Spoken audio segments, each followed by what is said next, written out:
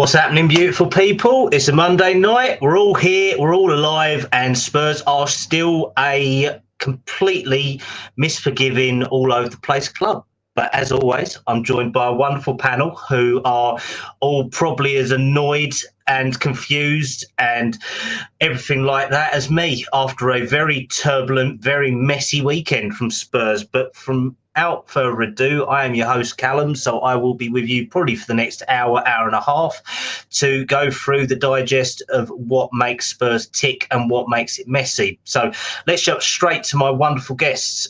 Sean, good to see you again, mate. How you doing? I'm doing fine. Thanks for the invite. No, it's a pleasure to have you on, mate. And The Right Show, how you doing, man? All good, all good. Thanks for the invite. Lovely stuff.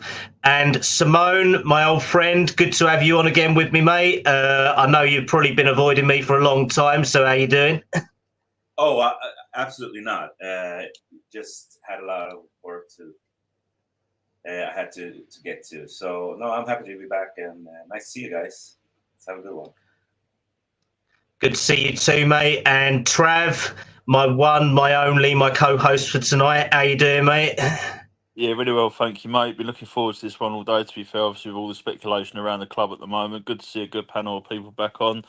Simone, obviously I know we've met before. Sean, nice to meet you. And The Right Show as well. Absolute pleasure to meet you all, talking all things Spurs. So yeah, let's get cracking. Lovely stuff. Right, let's do some nice little bits in the chat. Spurs diehards, good to see you, mate, as always. Big up to Jay, regular with us. JR, good to see you, mate, as well. Admittedly, that picture does look like me in your caption, so it is quite concerning. I do not have alcohol with me tonight, though. I instead have one missing tooth. That's another story for another day, but if I do start lisping, please remind me and I will give you the details on it. David, good to see you as well from Leicester, mate. Turns out we've actually got two down, not just Donna Kallum, but we will cover that later on. And we do have a new CEO and Tom Lowry. Good to see you as always, mate. And Sean, apparently you're bringing eyeballs to the channel. So let's see. So the lay of the land as we start out tonight is quite a minefield. And I mean, this minefield takes back to the hump for Nuno and how we appointed him as well. It's a bit of a mess. We've just come off the back of a torrid season in terms of league form and cup runs, apart from us getting our first trophy in 41 years in the Europa League and also bringing a trophy in. So we are champions, and it wouldn't be Spurs if we could have anything nice, would it? We have to have this horrible, turbulent, up and down time where all of us are old enough to probably have at least seen two trophies, and nothing's ever nice, nothing's ever easy with them. Since then, we've got a manager who doesn't know his future. We've got a new CEO coming in. We've got probably an outgoing director of operations. We've got two directors have gone. We've got many different people revealing God knows how much information, which I'm not going to lie, a lot of it has turned out to be waffle. No offence to anyone. If you do get it from your sources, good luck to you. But a lot of it has been proven because Ange hasn't been sacked as of now. Where do we start? So, Sean, I'm going to come to you on this one, mate. And we was all on cloud nine a week and a half ago. And now we're doing podcast after podcast after podcast saying, where are we going? Where are we not? And is Ange still going to be our manager? Can you give me your thoughts on that, please, mate? Might need to unmute yourself, mate. Sorry, I think you knocked the nail on the head when you say as Spurs fans, we're just not entitled to have nice things, are we? I mean, I can't believe that, I feel like someone is urinating on my little march here, that we won our first trophy. I was really happy for like all the young folk. I mean, as I say, I've been going to Spurs since 1968, but so I've seen a few trophies. I've seen a few, bits of silverware. But I really felt great about that. We actually got out of a really terrible season league-wise. We got a trophy, and it was. I mean, those faces on that parade outside the stadium, all positive. And then since then, that sort of sheen has been wiped away. And as you say, we're in limbo now, and I really fear that we could have, if things go bad, and they're not good at the moment, we could have a Nuno summer. Well, exactly. I mean, could we have another 72 days without getting a manager and having someone walk out? So, Simone, I'm going to come to you on this because I know you're very much quite a balanced view with this compared to my hardline, ready to burn down half of Tottenham sort of views. And it's a very difficult one, isn't it, mate? Because Ange just bought something that we haven't seen in a long time, and he has been very much all over the place. He made the decision in January to prioritise the Europa League. What did you take from that when he first said that to then actually win the Europa League? Okay, so I'm guessing what you're asking me is a little bit how I feel about Ange and what's to come. And I think it's important to kind of acknowledge a couple of things that I think we all can agree on. I think, first and foremost, the type of season we've had, and these 2 years have been so up and down and inconsistent. We've seen good things and we've seen really, really dark times. And so I think it's important to acknowledge that whatever you feel about what should happen next is probably something you can justify. You probably have good arguments behind those views. So whatever side we come down on regarding what Ange and his decisions, and if we're to trust him going forward, I think it's important to just acknowledge that. Every opinion is fair. I think the people that want him to stay can acknowledge that we haven't done well enough in the league, and 22 losses is way too much. It's not acceptable. But I also feel like people that want him out, I would never claim that they are not appreciative of this trophy and the parade and the fact that he achieved something monumentous.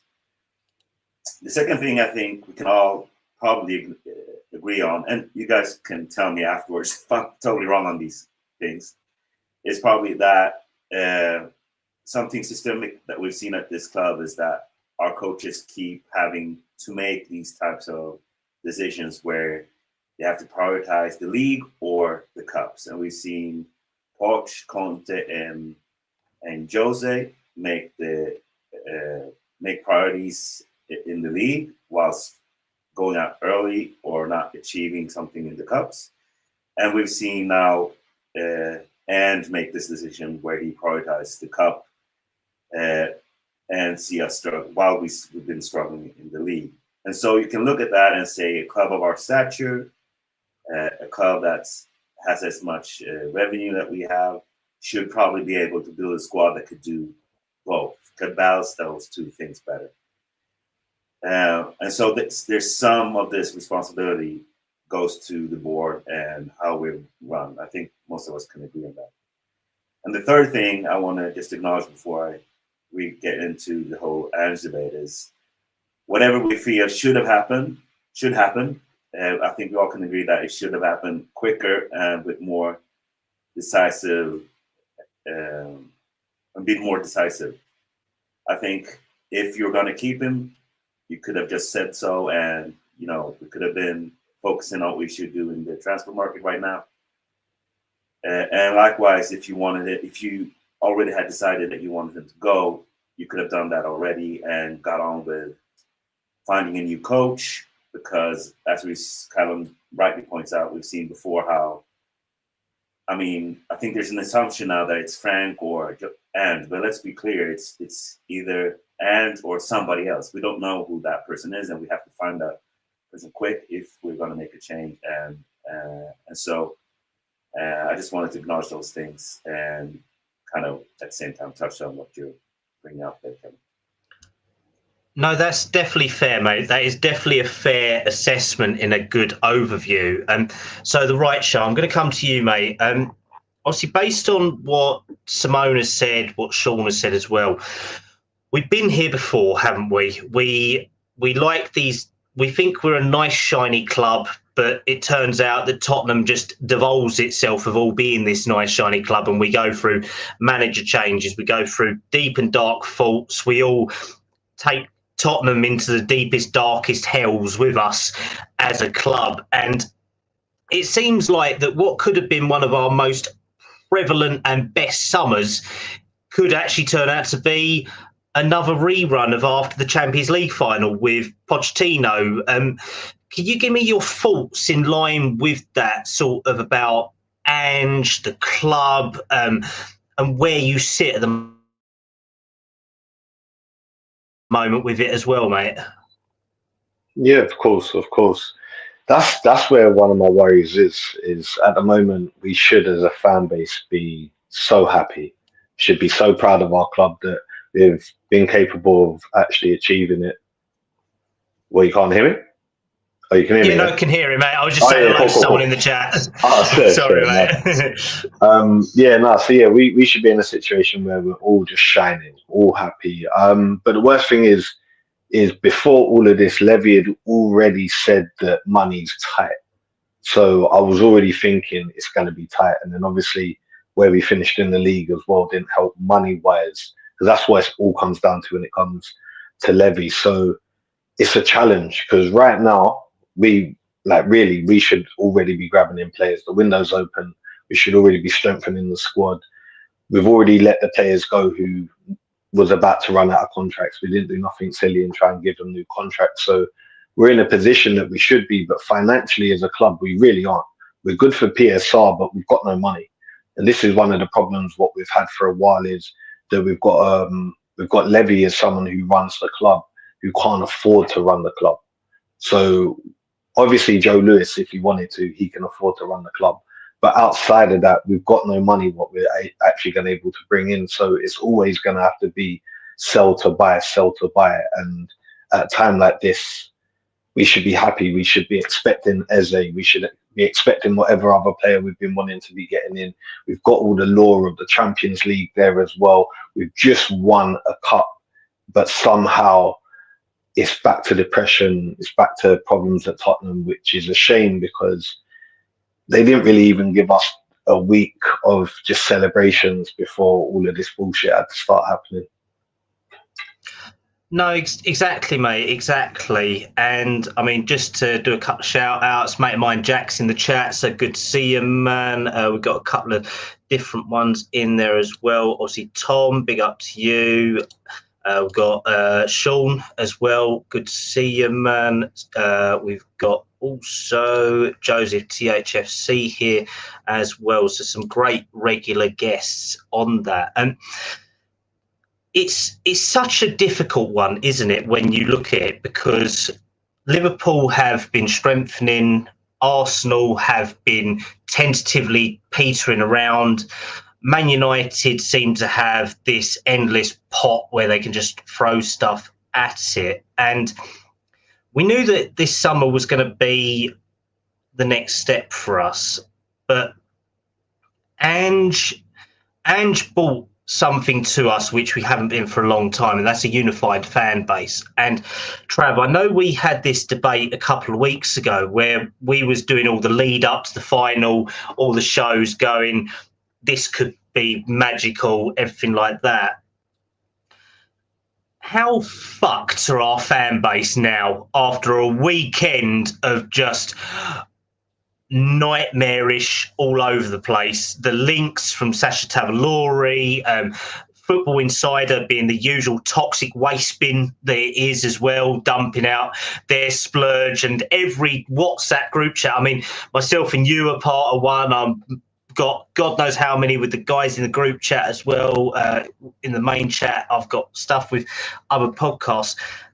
How have we gone from being on cloud nine to feeling like what the hell is going on with our lives at the moment about something we're so passionate about? Yeah, I think it's completely tampered top to bottom. Really, I think as a club we're just going around in circles again. I think it's kind of it was inevitably going to happen. You know, we know what Tottenham transfer windows are like, season in, season out. It's the same shit all the time. But I think it's so unfair on the fan base because not only have we gone from winning a European Cup, as you said earlier, our first cup in major cup in 41 years within Europe. I think we've had a manager who's. I know we haven't had a good season. We've had a really, really poor season. But I think there's so many people that are so quick to jump on the bandwagon saying Ange out, Ange out, Ange out. Don't get me wrong, I was Ange out for a long, long time because of his whole ignorancy and his whole attitude towards the club. When you sit there and listen to his press conferences and after match interviews and stuff. But I think it is so demoralising when it comes to a transfer window because Daniel Levy has got the money sitting there, but we're in the same predicament as we're in every single year. Daniel Levy only owns about 2% of Tottenham Hotspur. He's not the main owner of the football club. Enoch are, and so is Joe Lewis. Joe Lewis is the man with the money. Why Kallum has stepped down today, I don't think anyone quite knows. I don't know if there's any insiders that know more. I don't know, but that was quite a big thing to read this morning. Kallum has left Tottenham Hotspur. I'm sure we'll find out why. It'll probably be quite soon we find out why. But the problem is it's so unfair on the fan base because that is what makes his football club. And what annoys me is people pay out thousands and thousands and thousands of pounds for season tickets, for merchandise, for programmes, for me to go to a Tottenham game, you're looking at about a £400 day quite easily. So I think there's so many loyal supporters there that just want to know what is going on and when is it going to happen. But it's Daniel Levy, and he's the parasite of this club, and I don't think Ange should be sacked. But the problem is on social media nowadays is there is so many speculators, so many people making accounts and just speculating all this random shit about the club. There was one on the other day, some guy called Rudolph or something like that, I think it was, and I sent the link to my dad's, and then about 5-10 minutes after, it's been the whole account has been pulled down because it's a parody account. But there's so much to read on there, but it's knowing what you're reading and actually finding out that crucial information of what is going on inside the club at the moment. I mean, I see someone tweet before I come on the pod tonight that Daniel Levy's now stepped down. Where are people finding this information out? It's beyond me. If I know people within the club or whatever, then fair enough. But people are so quick to jump on it, and I think Ange does need a third season. But is he going to get the backing from Levy? I don't think he will. It's like Eze. People are saying that we've signed Eze. No, we haven't signed Eze. Sane, another one. I'll take Sane all day long. Are we going to get him? Probably not, because it'll fall down to the wages. We're just in that same spiral again that we're in every single year as a fan base. And it's so demoralising, so depressing just to have to sit there and watch it. To watch what goes on after winning the European Cup when the whole of Tottenham Hotspur fan base are absolutely buzzing. You've only got to look at the parade down at Tottenham High Road last week. I knew it was going to be good, but that was something out of this world. And there was a lot of non-Tottenham fans saying how good it actually was. So yeah, I think it's just going to be one of those things where we sit on social media reading the same shit we do every year, and something big might happen. But will it? I've got no hopes whatsoever, and I don't think what's his name, Thomas Frank is the manager to take Tottenham to the next 4 or 5 years. I really, really don't. I think he's got no experience in Champions League, Europa League. Yeah, he's got a good side with Brentford. Brentford are absolutely superb with Mbeumo and Wizard. They've got a really good side, but I just think it's just going to be another one of the managers that if he does come to Tottenham, he's just going to end up in the Tottenham graveyard again, personally. No, that's completely fair, mate. I mean, based on what I've heard over the weekend, and I know I've been sharing little snippets with people that I can, Ange hasn't been sacked. There was a post-season meeting after the final to say that thank you very much, well done, go on holiday and we'll discuss your future when you come back. All the aggregators that have been saying that a meeting was due last week were complete and utterly wrong from what I've heard, because Daniel Levy was on holiday, Ange was on holiday, Matt Wells was on holiday, half the squad were on holiday as well. So They're all on holiday. you can't. They're all out in Yeah. Dubai. They're all on holiday. I just don't know where this information comes from. And do you know what? It's more frustrating reading what people put on Twitter than what actual Tottenham Hotspur are doing at this current time. I find it a lot more frustrating. No, exactly. And that's the thing. It's like we've woken. Well, I woke up yesterday to about 20 different messages from people going, "What's going on? Where's this? Where's that? Where's Ange?" I was like, "He's in Greece. He's in freaking Greece. He's on a beach somewhere. He's eating tzatziki. He's not in Tottenham. He's not in Wales. He's not in Australia. He's in Greece. He's enjoying some post downtime with his family, which he said he was going to do. Simple as that." Daniel Levy likes a holiday in the Bahamas and usually rocks up at Joe Lewis's estate. Nothing has been done in the time between then and now. There has been discussions, but there has not been any decision made.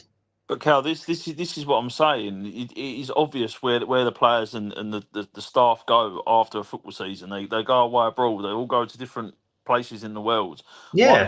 Why can't people just see that they're away on holiday and all this speculation just comes out of absolutely nowhere, just to raise unneeded attention? If you ask me. No, exactly. There is a lot of clickbait out there, and all five of us here have to. We do. Simone does Last Word on Spurs. Right Show does his stuff as well.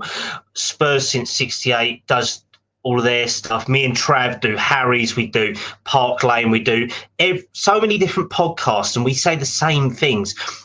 Unless it's proven and it's an official announcement, it is all speculation or hinted rumours, hinted inside information, which, unless it's true, is very difficult. And it's so hard to crawl through this, because Ange did an interview over the weekend out when he was on holiday. And he said he was looking forward to coming back. He was on holiday. He needed a break. He needed a change in terms of he wanted to be away from the press for a couple of days. How is that fair? Because the man may be an arsehole in some respects. He may fight with journalists. He might not like being called a clown. But at the end of the day, we're all human. He's still human. And we have to respect that, don't we, in all honesty? So I think it's very unfair with all of this stuff going on that he was targeted so much. And we've got a lot of hate for Daniel Levy, but it's like you guys have said, he owns only 30% of ENIC. The rest of it is owned by other shareholders and the Joe Lewis Trust, which is run by his daughter and son, because he's at the moment kind of on house arrest still, I think, in the Bahamas or in New York, something like that. But that's another show for another day, let's put it that way. But let's get back to it. So as of now, no decision has been disclosed or released. There is a lot of links, but I don't think he's sacked yet. In terms of where we are, Simone, I'm going to come to you on this one, mate, because we've had some big news coming out of the club today where our new CEO, Vinay, has sort of started imprinting himself on the club a little bit. Also, we've now had Donna Cullen, who is head director of comms for the club. So she was responsible for match day experiences, supporters trust discussions, but also was Daniel Levy's right-hand woman. And also Matthew Colcott, who was a major finance board member for them.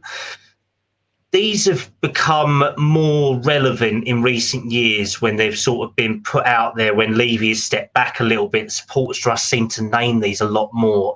What was your initial reaction to seeing these two being either being asked to stood down or standing down themselves?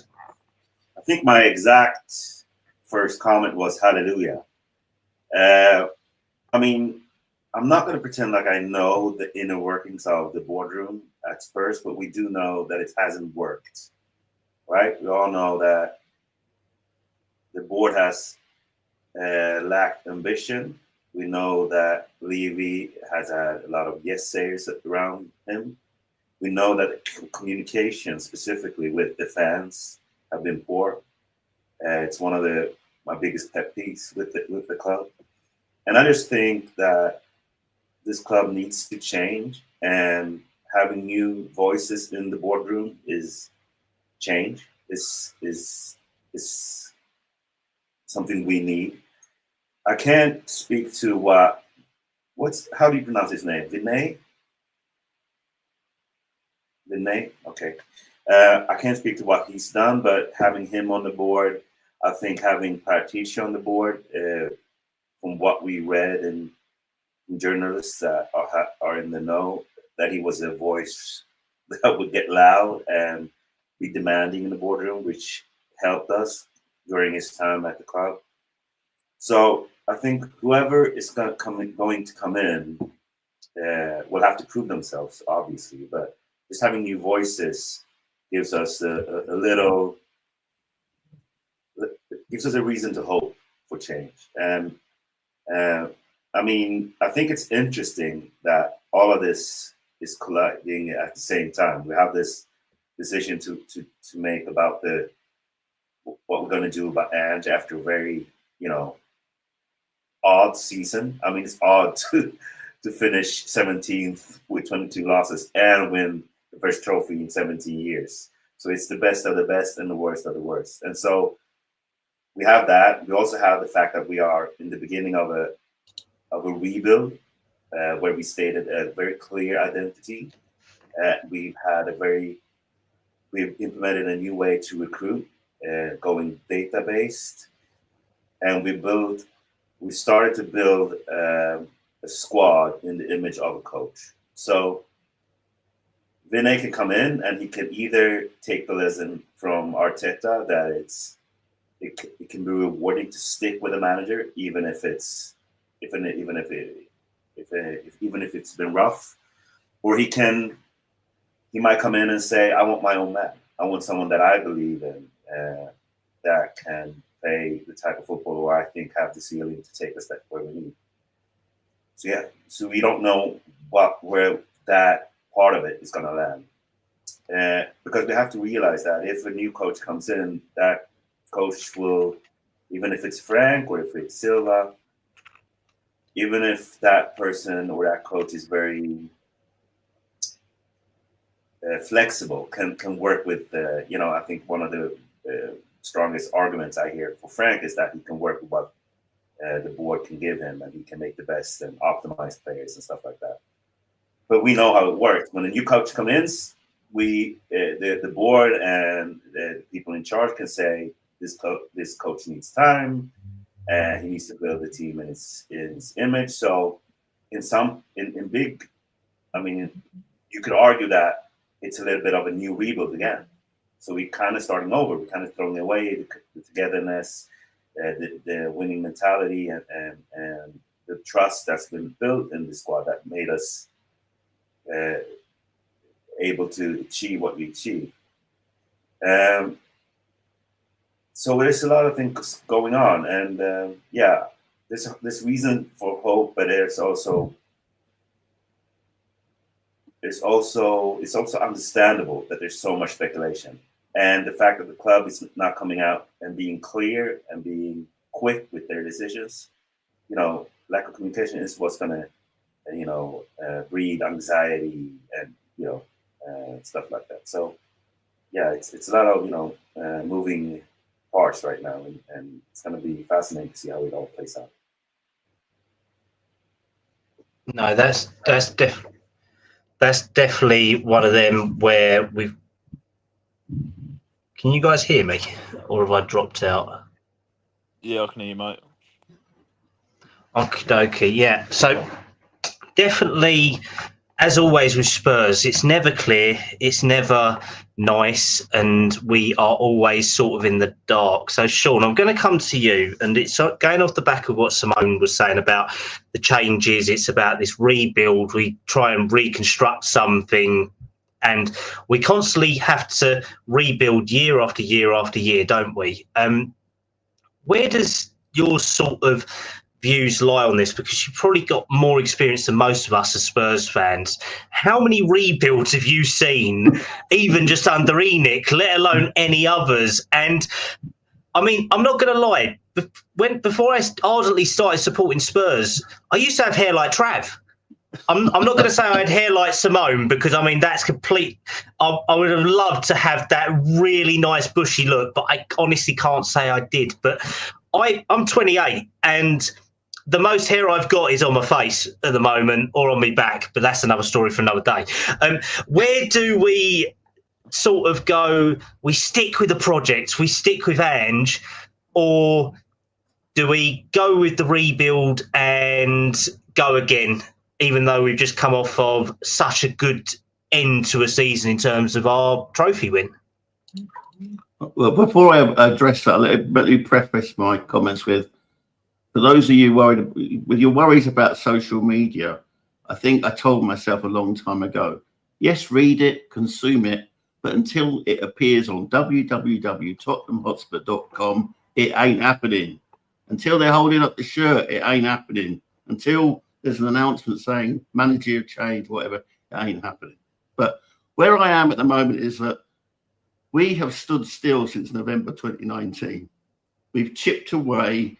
We've not even had proper rebuilds, if you think about it, for Mourinho or for Conte or for Nuno. We just rested on our laurels, and we sort of stumbled like a drunk on a Saturday night, from kebab shop to to the gutter. And we finally we've got a manager who's got experience of rebuilding. He has, wherever he's gone, and I know everyone wants to, say, oh, but it's in this league, it's in that league. And I sometimes feel there's a little bit of xenophobia in there because from where he's from. But he has rebuilt clubs who are in dire straits as well, going right back to Australia, and he's got a wealth of experience, you want to give it, if Thomas Frank is the latest thing, Thomas Frank has had a few Champions League games with Bromby, which he lost. Compare that to what the current incumbent has had, his experience. It's an absolute nonsense. We need to stick with it. We need to stick with this. We are in what Pochettino called all those months and years ago a painful rebuild. And we need players. But this summer, more than anything, because of the success in Bilbao, we need to think big. We need to go big. We can't be thinking, we've been quite lucky in terms of, I think our recruitment in the summer is had potential. But we need the likes of an Eze. We need like that. And I would rather entrust it to Ange, who's built a mentality amongst the squad. You see the squad. They absolutely love him. They run through brick walls for him. And you can't buy that. And it would be so Tottenham to throw that away. And so, I'm invested in Ange being given this window and see how it goes. I'm sure he's learned. If you listen to his, and I love his press conference. I'm sorry, I like his spikiness. I like the fact that these comfortable sort of fans with typewriters get sometimes told you're talking nonsense. You know what I mean? Dan Kilpatrick, where are you, mate? Where are you, Dan Kilpatrick? He's had to leave the Evening Standard after what he did to Ange. He's gone to the Athletic. He won't be turning up at the at Hotspur Way anymore. But I'd rather have someone like Ange who talks about us, talks about we, doesn't diss the club like Conte did, or was had a kind of sniffy attitude like Mourinho did. I would rather have him and to go on into this season and see how we go. He's got the experience of rebuilding the team. We're still in a rebuild, but this is a very, very important summer. My concern, and I think my colleague there, Right Show, said money, cash. We're not cash rich. And this summer, we owe a lot of money on our transfers. And that's going to really cut into our. Can I ask a question on that last part? First of all, go for it, Simone. Go for it, mate. On the cash part, isn't it isn't it true that us qualifying for the Champions League helps us with the cash flow problem? It does help us with the cash flow problem, but Do you know what how it much? is between 60 and 80 has been said about, but that's also to get into, that's qualification money as well. The problem is like the Right Show said earlier, it's the commitments we've got on previous transfer spending. We've got a lot of money that we're committed to on these long-term bollocks payment plans that Daniel Levy did. He's pretty much mortgaged us up to our eyeballs on a hotel and players. Let's put it that way. I mean, at this rate, we all might as well sell a kidney as Spurs fans, and we still wouldn't be able to make money to cover the sort of transfer payments that we need to do. But I will come to the Right Show on that, because obviously we knew this rebuild would be painful, and 2 seasons in, and he did what he said. We won a trophy in the second season.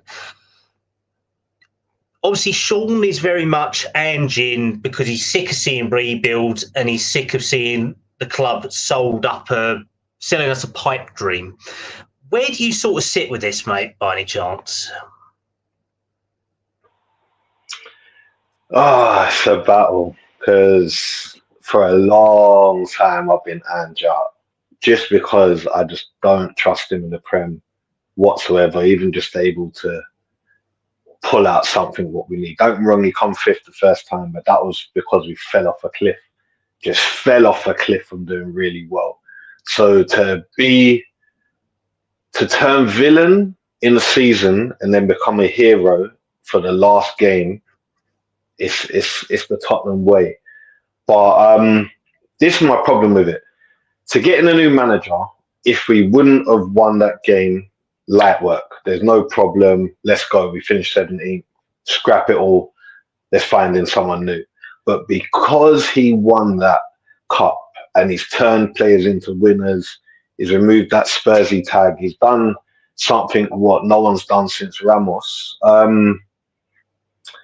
It's very hard for me to say get rid of him, but then I know we're not going to back him to what he needs. To what he really needs, we've already seen that Johnson's not the guy. He's got to score goals, no problem with it. But as the touchline winger, what he wants, it's not the player. Same with Son. He's not beating guys on that wing and then whipping the ball in. Same when it comes to midfield. Same with the cover, what we have for defence. We've not got the players what he really needs to propel us as a club. And I don't trust the club, even with all the freebies what are out there. I don't trust the club that will do it on time or even do it. So this is where I'm like, I would prefer to have a manager I know who can at least stabilise us in the league, and then we can go from somewhere, because at the moment we haven't got the worry of we have to win something. Mm-hmm. We want to win something. Like, we all want to win something every year. That's normal. But we don't have to win something now, as in the pressure isn't on a manager that he has to win something and that Spursy tag can fly. So this is where I'm at the moment. But me personally, I like the guy. I like him as a person, I like him. Him as a player coach, I like him to a degree, because obviously we had many times where he needed to make subs, he needed to swap the team about. You could have thrown Regular on in many times, could have thrown in Spence many times. If you need to make sure your players aren't getting injured, what then he was forced to do later on. So all of them decisions I've not forgot, but I always think that anyone can change, and I believe he can change. He's done something what no one's been capable of doing, and bringing that European glory for a good 40 odd years. So it's very hard to hate the guy, even that he gave us 22 losses in the league. And I work at Tottenham, so I'm pitch side for every home game. And mate, some of them games this season, we ain't seen many wins at home. It's been horrible. It's been horrible. But I do like getting paid from Levy as well, because it's my little fuck you to him. So it's like, look, we violate our club all the time. I haven't bought nothing since this top. That's how long ago it's been since I put money into the club. But I did pay to go to watch the game, obviously, on the final, and celebrate like a madman. But yeah, I just don't know, man. I want him gone if it means that we're going to get in someone proper, like someone serious, like a Xavi. But then if we're not, I'd prefer to keep him, than play about with anyone who's like the managers who we want in the Prem come 9th, 10th, and 11th. One of them won a cup. He's not going to leave Crystal Palace. So what are we doing? Might as well stick with Ange one more year, then do the whole mad one, bring back Poch, bring back Kane the season after. Fuck it, why not? To some extent, I mean, the Frank pick does make sense because if you look at it from Levy's point of view, like it's a guy who's overperformed with a low budget, being data-led, selling players for profit, and he would guarantee him, you know, an 8th to 4th position every year. So it's safe money. But, I mean, I don't think it's disrespectful to say I don't think he's the type of manager that would get us to challenging for the league or make us a team that could challenge in the cups or in Europe, because there's no proof of that. There's no proof of him actually, you know, being that type of coach that's done that before, that knows how to use the squad to be effective in multiple competitions. So I think I think when you look at this, it's easily becomes this, and I talked about this on Twitter the other day, it becomes this discussion about what do the fans want and what do, you know, the club want. I mean, the club just wants to, I mean, just going by how they've acted before, they want to, I mean, the profits are important. They want to be secure. They want to be safe. Whilst we want... Simone, just while you're on this point, mate, I want to throw David Clark's comment to you, because I think this links in very well to the point that you're going to make. The safe route that the club takes. Yeah. That's been this youth policy, hasn't it? You develop these players, you then make them up, you then sell them on for a good profit. It secures the bottom line for the club, doesn't it? Yeah, I mean, so it tracks with you know what we want to do, and I think there's just a quote in Alistair's article the other day where he goes from the season where he says some within Tottenham did not understand Postecoglou's decision to prioritize the Europa League once he felt his injury-ravaged Spurs squad could neither achieve anything in the Premier League nor relegate it. And so to me, it becomes if they punish Ange or if they sack Ange because he made that type of prioritization, it tells you that, you know, it tells you what they care about. And it sends this message that I can't agree with. I can't back that type of logic. So I think there's this interesting thing where this decision would tell us what they actually care about to some extent. So No, exactly. One thing is, one of my only problems is that they want to do a Brighton model where you buy in unknown players, flip them, sell them on, but then you want Champions League as well. Brighton aren't out here trying to get Champions League football because they know their module won't get into Champions League football like that. So this is why I don't understand that we go for a module where you want to make money on players and bring through youth players, but then you want Champions League football. You're not going to get the both unless obviously we do a madness, win the cup, what can get us in there. But naturally, with one of the lowest wage bills, you're not going to be doing it. I thought we'd finish 8th or 10th just with the squad and everything else and how we move as a club. I didn't think we'd be higher than that. Ready. To finish 17th Can I is just add crazy. something quickly? Do you know what? I don't know if you guys agree, but I think the only person that's come through the academy at Tottenham that would probably make a Champions League side is probably Mikey Moore. I think he's the only one out the lot that would actually make that starting 11 in a Champions League game, regardless of what game it is, or be on the bench and come on for the last half hour, whatever it is. I think he would still be there. Yeah. But I will also say, to Riley's point, I mean, I think that confusion in how they operate kind of translates to us fans, because we see our club make these really young signings and see us start over this rebuild. But our demands, we don't know what we want. Do we want a trophy, or do we want to place high up in the league? Do we expect our club to challenge in Europe, in cups, and in the club? But we also know, because we complain about it all the time, that our squad is not strong enough to do that, and our wage bill isn't structured in a way that could compete with these bigger clubs, these clubs that pay a lot more, have deeper squads.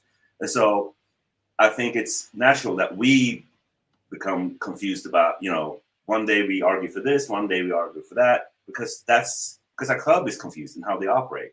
Because I think you're spot on there. I think that's the systemic issue we have. I think instead of focusing so much if we're going to have Ange or if we're going to have Frank, we should keep our eye on the ball, which is, will this club ever compete, construct a squad that can compete can play 60-game season and not drop in level? Because I think anyone could look at our squad and know that was never going to happen with this squad. And so that's what's fascinating about this whole situation.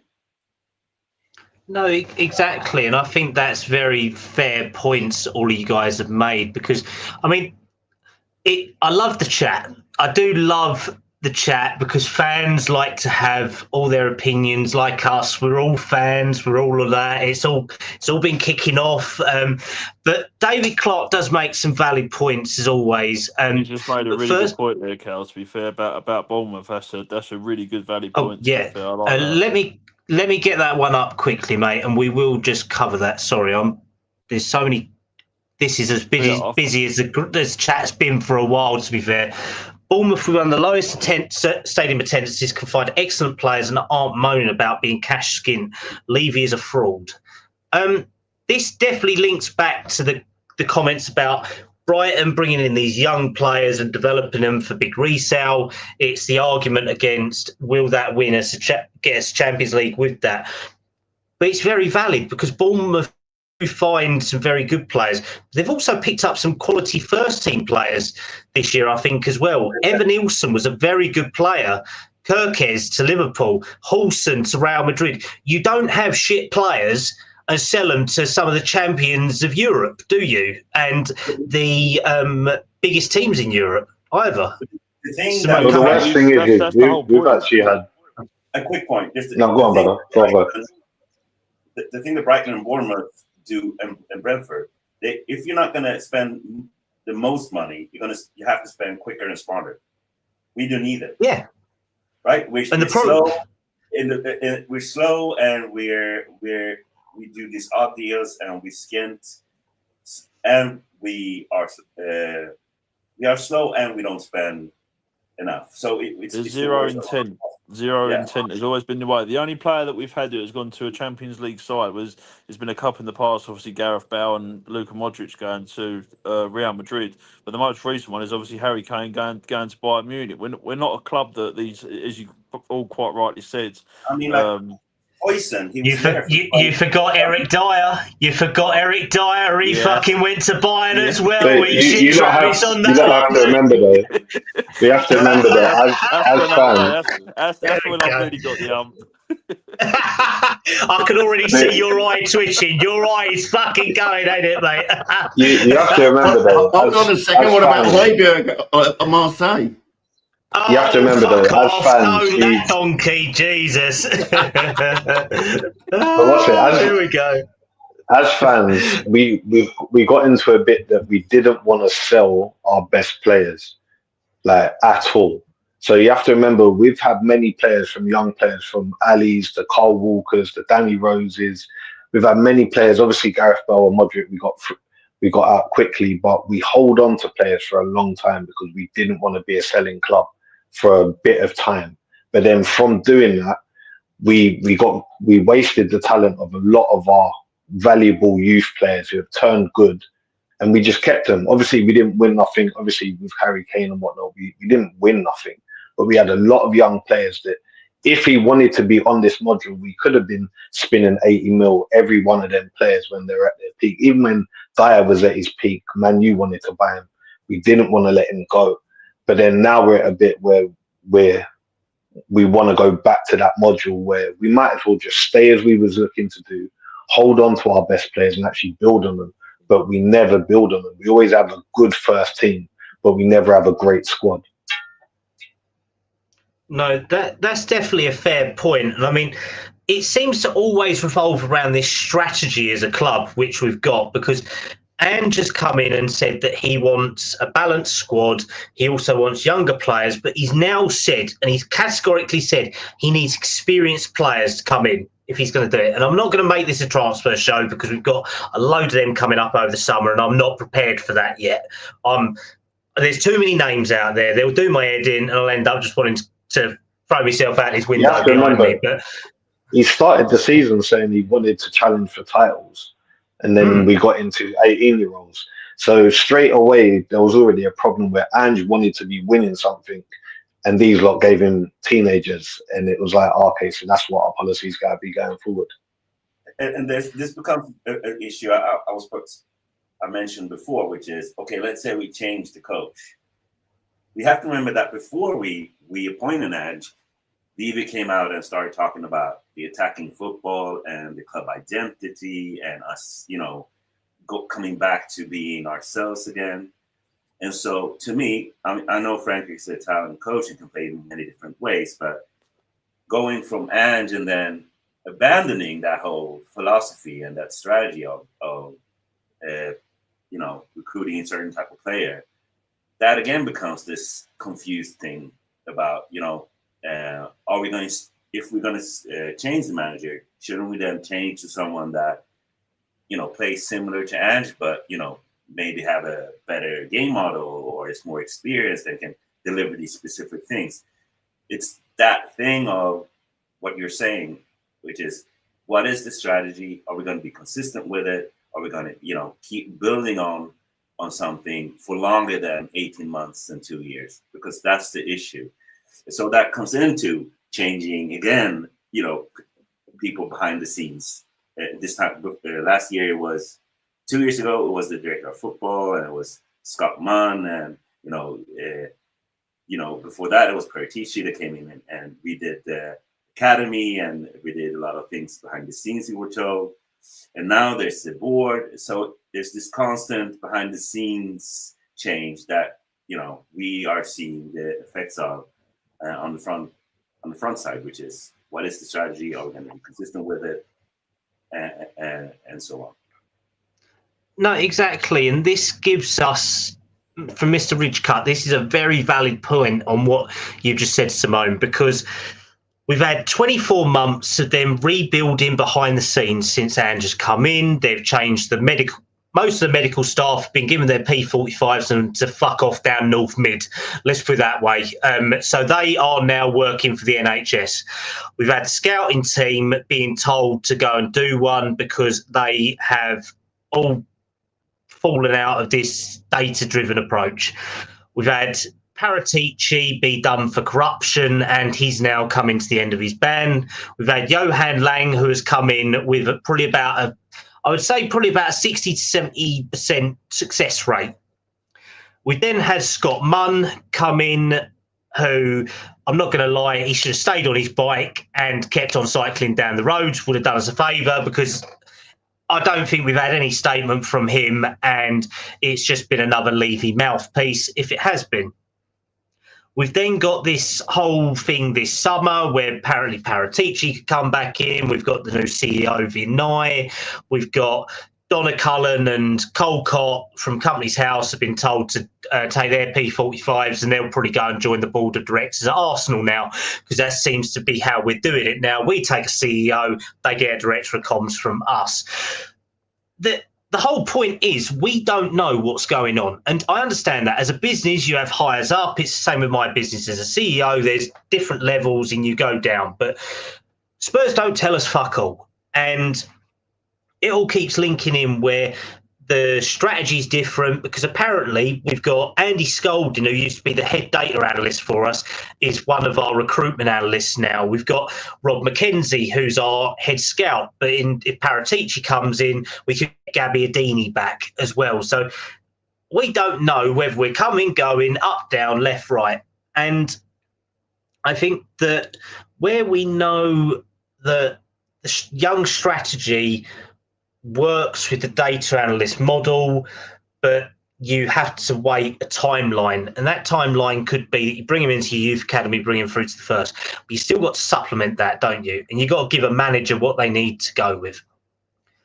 If anything, the way that it sounds is that we are buying people for the club, but also for the manager, but the manager has to make it work, doesn't he? And Trav, I'm going to come to you on this one, mate, because we as a club can't keep doing this rebuild, can we? But the club will just keep doing it because it makes their ego feel good. It's all for them. It's all about this business aspect. It's not about the football inside.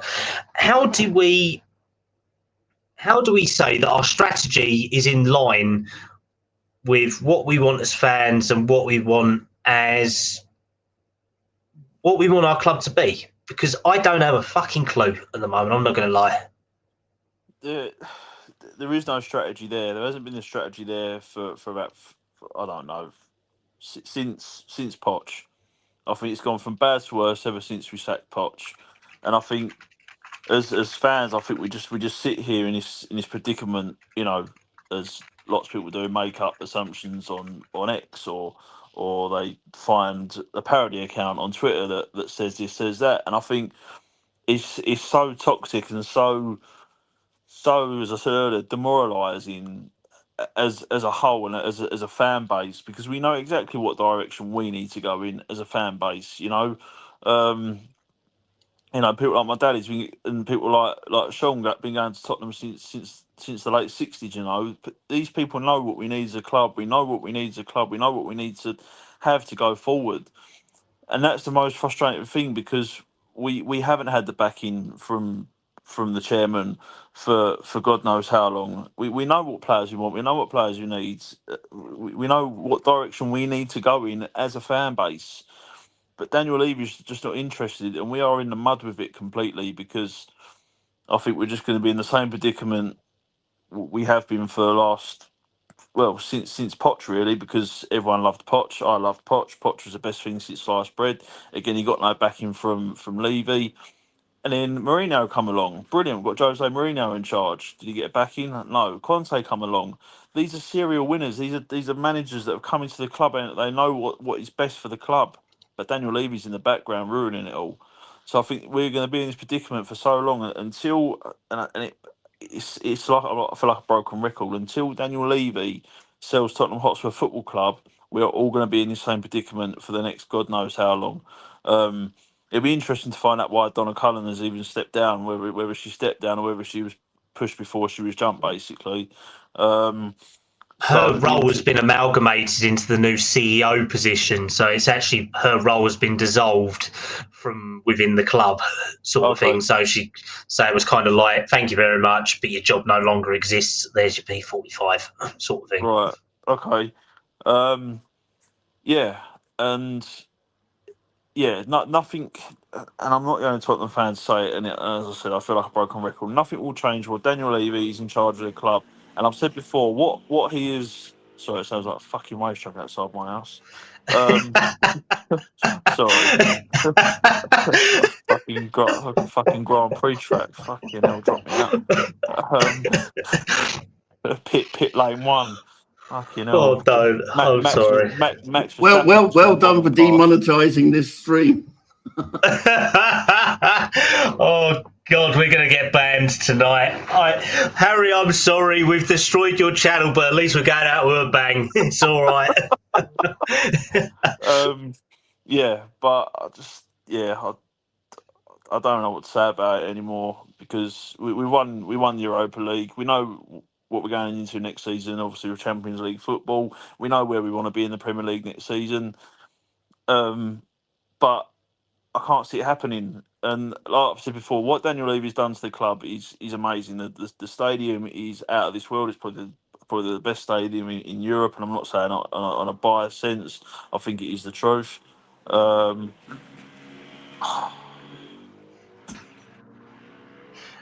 Right, shall we let the traffic improve outside your house before they put temporary lights in? So I will come back to you in a second, Trav. Cal, this is Basildon for you, mate. I was fucking there earlier looking at someone's raised box planters. I should have come round your house and said hello, but I thought, nah, I'm not putting myself through that yet. Oh, right, Simone, as always, you have been a pleasure, sir, having you on. Obviously, just 2 questions before you go. Ange or Angel, and will he still be the manager come the start of the season? I can't answer the second part, but I will answer the first part. In my view, and I'm going to solve all our issues here now, okay? Wait for it here. Mm-hmm. Is keep Ange, actually recruit for a 60-game season, address the balance between idealism and pragmatism, give him a new coaching staff with some defensive expertise, and then fix the medical department. Mm-hmm. Yeah, and also fix, and address the balance between rotation, intensity, training. I think you can keep the momentum going, keep the togetherness, keep the vibes going, keep the coach that gave us this exciting moment that will live with us forever, and then just try to address the issues that are there.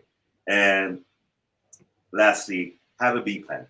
If it doesn't work out early next season, then you pull the plug, because if you do it, then the new coach will have a much better chance to get fans on board instead of ripping off this Band-Aid now and just leaving everyone confused and angry. So that would be what I would do. Thank you so much, guys, for having me on. I will find you guys on Twitter if I not already have you, and you guys are awesome. I will watch this and see when you talk shit about me later. Peace out. See you later, brother. Thank you, mate. It's been a pleasure, as always. Right, Trav, I'm going to send you into the abyss. It's Canvey Island. I will send you there. You're going up the A130. You're going to go into South Benfleet, and you will be staying there. I am not having you on again. No, as always, mate, it's a pleasure. We are good mates, so I can take the piss. So where can everyone find you, brother? And yeah, thanks so much for having me back on. I was looking forward go for all stuff with you. What's that? Sorry, mate. Didn't mind. No, I said, where can everyone find you and go through stuff with you as well if they want to chat to you? Yeah. So you can find me on X or Twitter, whatever it's now called nowadays, at Official Caster. Normally moaning about Eric Dyer, but that has kind of stopped slowly. I do have my days when he's going to rant about Eric Dyer. Yeah, I am also on LinkedIn. I do a lot of work on men's mental health, and I know as Kallum knows, but I will share with you guys, I am looking to create my own YouTube podcast on men's mental health very soon. So the planning is currently, I'm working on it at the moment. So it'd be great to have some guys on to talk about very important and personal subjects myself. No, it is a pleasure as always, mate, and I know everyone will be there to support you as you go along. But obviously, go and check Travis's content out and all the stuff that he does, and be a pleasure to have you on again soon, mate, as well. So I will speak to you soon. Speak to you soon. Take care, gentlemen. Lovely to meet you both. Take care. Cheers, mate. See you later. Bye-bye. And then there were 3, and we have had some breaking news. Ryan Mason is officially the new head coach of West Brom. It hasn't been confirmed whether he has taken any coaching staff with him as yet, but that is one less person in Ange's staff. The right show, I'm going to come to you on this one, mate, because I was going to cover it. Ryan Mason, not a club legend, but he is a club homegrown product. He has been with us for a long time, in and out. We did make a nice bit of money when we sold him, when we was actually good at selling youth players as well, making some money back. What impact do you think this will have on the club going forward with Mason leaving? Magic. That's where it will be. It will be magic. Because first of all, that's Levy's go-to guy gone. So you can't have that crutch to fall back on anymore. I'm happy for him anyway, because he's worked under some great coaches. So I really actually want to see what he can do. It'll be a little feeder club for us as well. If he's a smart man, take the best of the players won't be getting played. Like, he should be onto it. Yeah, it's good. We need this. We need this because at the end of the day, I can't keep blaming him when it's not his fault. It's who wouldn't take that opportunity to stay around the team you support and have opportunities to manage them. It's just who wouldn't do it if that was what part of your dream. So good on him. I hope he does well. And then for me, I'd love to have. I've always loved the whole thought of having an owner who supports my team, and if I can't have that, then a manager who supports my team. So if Matt Wells go do well, and put themselves in a good standing for later on and build up their experience, why not? Why not? I wouldn't mind it. But yeah, no, good on him, and hopefully he does well, man. No, exactly. Sean, I'm going to come to you as well, mate. Obviously, we know that Mason is now gone. He has been a yes man for the club. He has been Levy's go-to as his reliable one. Do you think there's a risk that Matt Wells and Rob Birch could go with him as well, who are our assistant coach and our goalkeeping coach? Because it seems to be them three have stuck together even when Scott Parker was doing the rounds of the lower of Bournemouth. They're now in where else was he? Out in Belgium as well. What do you think that impact could have? Yeah, I mean, good luck to Ryan. You know, he's, as he says, Spurs fan from boyhood. Always, got to play. Got to do the thing that we'd all love to do. We'd all love to be putting on that white shirt and playing for the club. It's about time that he got a chance himself. I did hear that Paul Bracewell, who'd worked closely with Ryan in the academy, had also left recently. So he might well be part of Ryan's team at West Brom. I'm not sure. I mean, I think everything around Wells and Birch hangs on what happens to Ange. And touch wood. I want the big Aussie to be there on August the 13th when we play that little team from Paris. But Could it be only Spurs though that we sack Ange and Matt Wells becomes our new manager? We'd have all these glamorous targets and Matt Wells will be our new manager. I mean, don't get me wrong. I think is he related to Clive? Is it Roberts or something like that? No, Cliff Jones is his grandfather. Oh, Cliff Jones, his granddad. Yeah, I thought it was. Yeah. So, I mean, don't get me wrong, a real heritage of a family, but it would only be Spurs if he rocks up as our new manager come day one of pre-season on the 1st of July, wouldn't it? I don't know. I mean, do you know, the more, as the days have gone by and the sheens, as I say, come off the winning the trophy, you've been looking at photos. I see a picture of Levy and Ange hugging, once they were in the medal ceremony. And, the look on Levy's face was like, oh no, I was hoping you'd lose so that I could sack you and I could get away with really doing us over basically. But it seems like I'm obviously conspiracy theory. I'm just desperate to be told that who our coach is, and I'm a Spurs fan, and whoever's the coach will get my back in. I mean, I'll be very disappointed if Ange doesn't get the gig for next season. But in the end, it's the pull of the football club and the players. I mean, those players must be going through hell now, wondering who the hell is going to be leading them next season.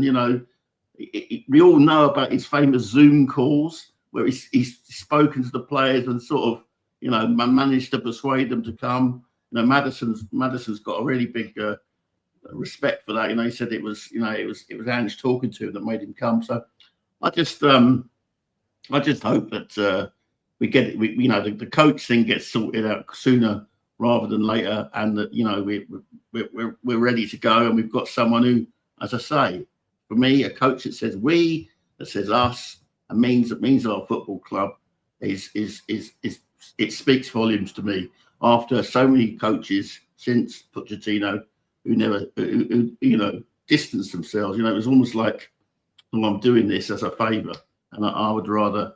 I'd rather have someone who's committed to the job, and We won the second best trophy in Europe. You know, it's how the shine can be taken off of that. I don't know. But Levy's having a good go as usual. And that's the thing. I mean, we said this was all going to be about Ange's future, and it is directly linked and indirectly linked to a lot of his coaching staff, to the players. The players. Let's have a quick chat about that, because if reports and rumours are to be believed, it could be as many as 7 to 12 players and first-team players have their future linked to him. And some of the main ones are Kuti, Lolo, Udogi, Vicario, Porro, Kulusevski, Johnson and Son. The right show, I'm going to come to you, mate, because everyone said that he lost the dressing room. And then when you hear that, it kind of goes, oh, these players love him. We saw in the parade, we saw in everything that was going on. These players love him. They might not love his football, but they love him as a person, don't they? Is that enough to keep your job? Yeah, see, that's where the problem is, because let's be real, if we wouldn't have won that game, come on, you've had a horrible time. You've just lost to a team you've battered 3 times on the trot. It's not a good space, but because he's turned from villain to hero in one game, it's very hard for the players to then be like, oh, fuck this guy. I know we finished it tonight. They're gonna all be happy because they're able to achieve. It's not like you've gone to Liverpool or one of them clubs what continuously win. You've gone to the team who can never get over the line, we've been told. The team who's never won anything, we've been told. This is how it's always portrayed in the media. So you're coming to Tottenham, and you heard them in when they'd have the interviews leading up to the final, talking about the Spursy tag and all of that. That was one of the first things Johnson said when we won. It was like, that's all we hear as players when you're about to join. Maddison said it, people are telling me my career's over when it comes to winning trophies. So naturally, after you've just done something was historic, like no one's going to forget the day that Tottenham broke that horrible duct. And so it's going to be very hard for them to be like, no, I don't like this guy. But then when it comes down to after their holidays and all of that, and they're sitting there and thinking, Van der Vent's feeling them hamstrings and thinking, this bastard made me run so much, but I won something. And this is what it's always going to come down to, is no matter what hate they might have had for him. Same with Romero. Romero done said that he wants to go to Spain because naturally that's where the Argentinians would want to go, if not go back home. But you've got him to a level now saying that he wants to keep this together. Now, that doesn't say that he wants to keep the manager together, but he wants to keep this winning team together. So it's very hard to then be like, we want to keep Romero. We want to make him have a new contract, but he's not going to really want to go do that if you're not going to bring in someone elite what's going to make him feel that he's going to challenge. And because we're unlikely to do that again, you might as well keep the guy who went and did the impossible. There's no reason not to. And as I'm still saying, I'm Ange out because I don't trust him in the Prem. But for the team I love and support, and the vibes what it brought, and that great day, and then the parade after, yeah, I'd be crazy not to say he's got 1 year left on his contract. Let's just see what happens in it. No, exactly. And I mean, David Clark's made a really valid point. Outside of Romero, none of our players have really won anything, have they? They don't have that pedigree to say, I know Son's won I think, is it the Asia Cup or something like that? Apart from that, these players don't have... Kulu, but that's it really. And then Madder's got the FA Cup. But other than that, the core of the team have never won anything, haven't even been to finals before. So yeah, David's spot on this. A lot of our core don't know about winning. This is the first time they've ever felt that. So naturally, they're all going to want to stay together.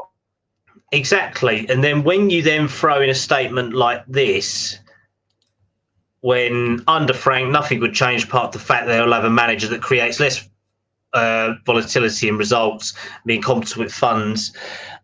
It's kind of like you then follow it up with Frank is an unknown playing Champions League football, dealing with more egos, a bunch of players that would leave for Ange in a split second. Now, I think the Right Show makes a very valid point. I don't think every player would leave, but I do think that if you're going to throw someone in like Thomas Frank, you're not really setting yourself up for much better, are you, than Ange in the league and someone who's very unknown in cup competitions. I mean, if Spurs were serious, they'd have gone to go and get Glasner, and they'd throw any money whatsoever at him to get him from Crystal Palace. I don't think that Spurs are serious enough, and which then links into my next point. Players are snubbing Spurs because of the history of our owners' lack of ambition. If you was to be ambitious, you'd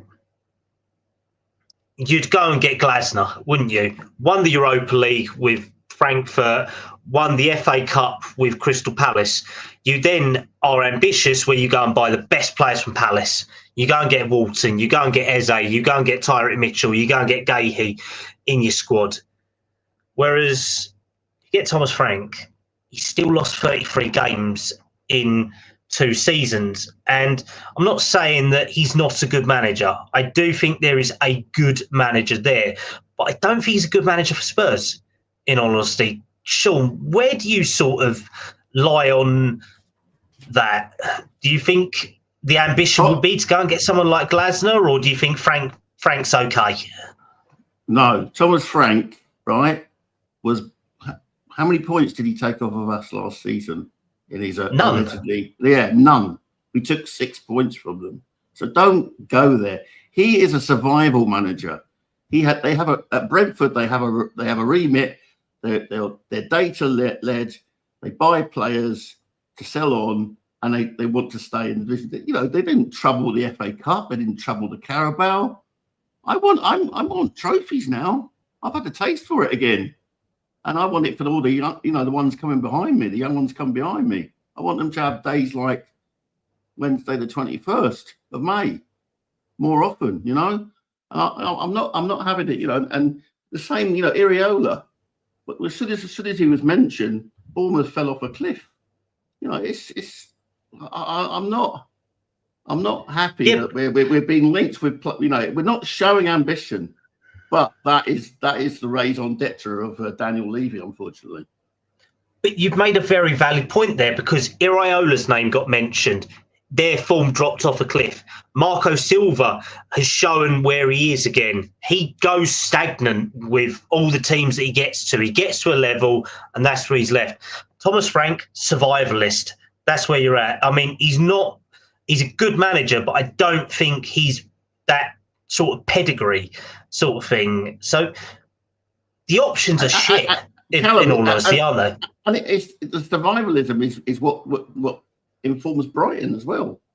Brighton is about recruiting players from obscure parts of the world and then selling them on to Chelsea. No, but what trophies are Brighton winning? We've got a manager who, in spite of everything, got us a trophy last year. It's got us into the premium competition for European football next season, and we're fiddling while Rome burns. You know what I mean? It's like I just picture Daniel Levy like Nero. Just the forum is burning, Nero Emperor. Oh, I just listened to my latest tune. I can't go it. This is where our problem is because that's what I'm saying. Like, if we got in like a Xavi, whereas that he was a phenomenal player and he's been a great manager, so it matches up to keeping the ambition of the other players, plus it keeps the Argentinians happy as well. It just, for me, it's a nice mix. It's showing ambition again. But yeah, 10th, 11th, 12th. That's where the managers are who we're looking at. 10th, 11th, 12th. That's where they finished. But the one who finished 12th won something. Now, he's already done something in Europe and he's won something in England. To me, that would be the logical transition. Now, if we'd have went for Thomas Frank, I'd have said, do that at like December times when we were thinking about getting rid of Ange. If you'd have done that then, he could have rolled in nice and it'd have been survival mode. It made perfect sense to get our club away from that relegation zone bit, just focus on the league, and we'd have trashed out of everything else. And that's what I'm worried about. And the worst thing is it's Levy on his foolishness, because in the fans forum, he's talking about we've gone through all of these type of win now managers and now we've gone for Ange. Now, if you watch Ange's face, as soon as he said that, Ange was like, what the fuck? You know my CV. I've been winning. I've been winning everywhere I've been. It's you as a joke club who can't win fuck all with all the managers you've had. And somehow you're going to try and swing it back on me. And then the bastard went and done it. He went and said he's going to do it, and he actually did it. So this is what I'm worried about with Levy, is the ambition. How can you go from all of that and then go for someone who's Frank? What's Frank done to really prove? Now, I'm hearing that Newcastle might be chatting to Inzaghi. So I'd be like, cool, Eddie Howe, then let me go chat to you then. Someone who's able to balance the Champions League and the league at the same time, win something. It made more sense. No, and it's definitely. Oh, you put yourself on mute, mate. Let me bring you just off of that if I can. Oh no, yeah, it's a very valid point. And if Spurs are going to be ambitious with getting a manager, then you've got to match the ambition, but also the previous sort of. David Clark said here, don't know his name, but the coach was at Barcelona for years, bringing a great young player who left Barcelona. So this is Xavi. And obviously we know with Xavi that you've got someone who players will listen to. He earned legendary status as a player and has that respect. And the problem is that Spurs can get Xavi, but will they match Xavi's ambitions like what they did, like what Barcelona did? They backed him with some of the best, and I mean best young players this world is seeing at the moment. Lamine Yamal. I mean, I know people have said Mikey Moore is close to his standard. Mikey I love, but no hell way. We saw Lamine Yamal run that Euros for Spain. Spain's team is now a team of Galacticos again.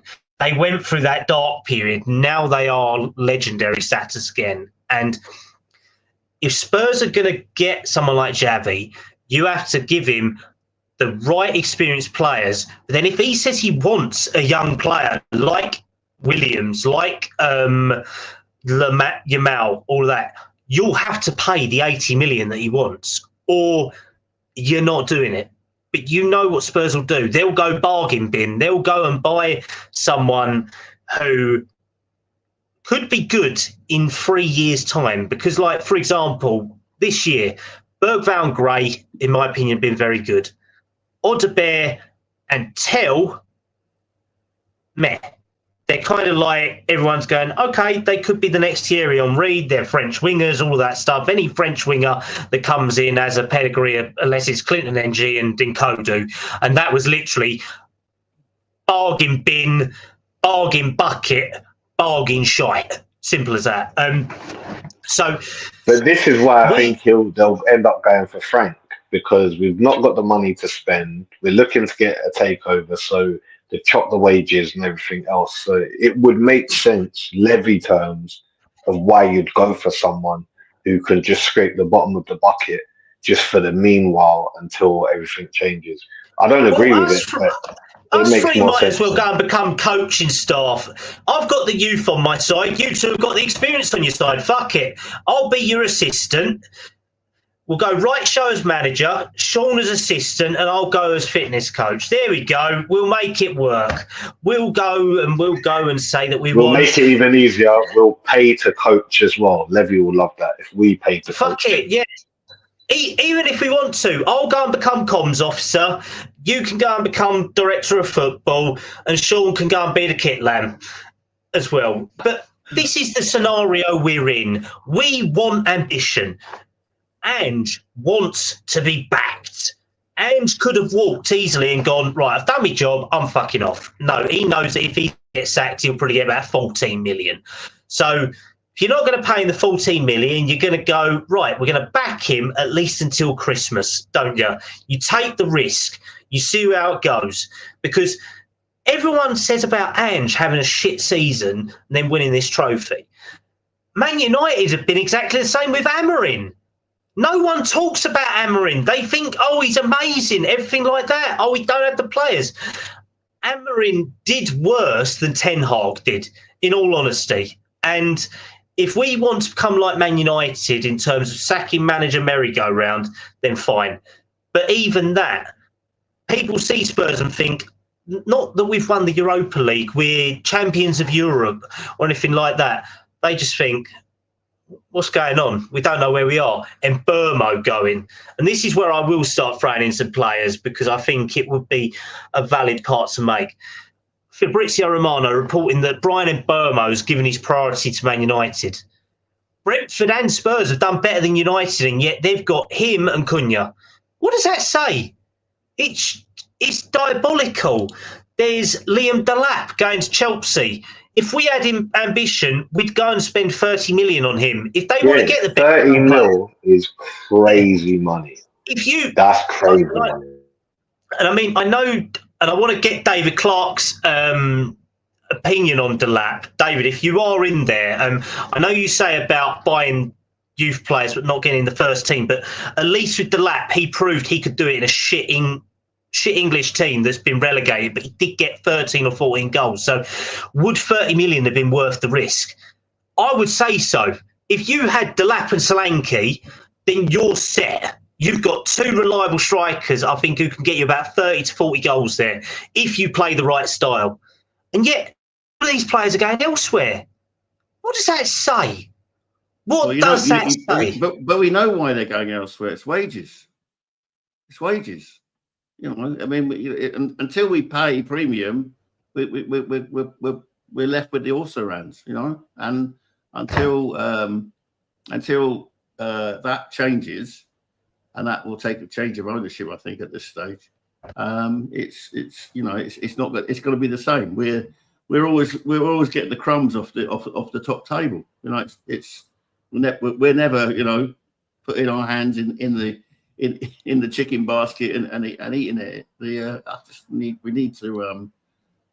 We just need a radical change at the top of the club. But until there's so many plates spinning at the moment, and really when I think of plate spinning, I think of Paratici. And any decent examination of Paratici's business, he has as many misses as he has hits. He's not the guru. He's not the guru. He's good at getting players in, but you can't get rid of a player, and that's our problem. We stockpile players because they're getting along. You know, they've got a nice, comfortable life. They're living in London. It's a mess, and it's all that goodness of winning that cup in Bilbao is just running down the drain. Yeah, within a week, we are literally back in septic sewage, and that is how horrible it is. And I feel like I brought a downer to it, and I am sorry, guys, but I think we need to address the hard facts, don't we? That it's not just Levy. It is the whole idea of Enoch and Tottenham and all this that, okay, if we're going to back Ange and we're going to keep Ange, we back him. We give him the 150 million it takes to get all the players that he wants. We get rid of, well, we know Werner's gone. We know Fraser Forster's gone. We know Reguilon's gone. We know Højbjerg's gone. We know Whiteman's gone. Okay, fine. If he says that he wants to ship out all the youth players, right, send them to Birmingham where Chris Davis is. Send them to West Brom where Ryan Mason is now. You send a load to Leyton Orient. You send some to QPR. There's your 4 feeder clubs you've got, and then you can use Westerlo on the continent as well. Great. We develop our players, and we either do the Chelsea model where you get them to a certain stage, you sell them on for millions, or you send them to Strasbourg, then you get them back. Okay, fine. That's your conveyor belt, regenerating stuff. If you're going to have certain good players in your squad, Okay, you keep Bergvall, you keep Gray, you keep Moore. There you go. There's your 3 youth prospects for next year, and maybe a Scarlett or an Ange as a filler player as well, and maybe Vuskovic if he comes in. You then have to supplement that with first-team players, and that's where we're going to be weak, because you know that if you get Frank in, you're going to need to buy back 3 players that convert into a back 5 or a back 4 at times. They are more reliant on centre-back. So if Romero goes, you have to be ambitious and get Gahey in.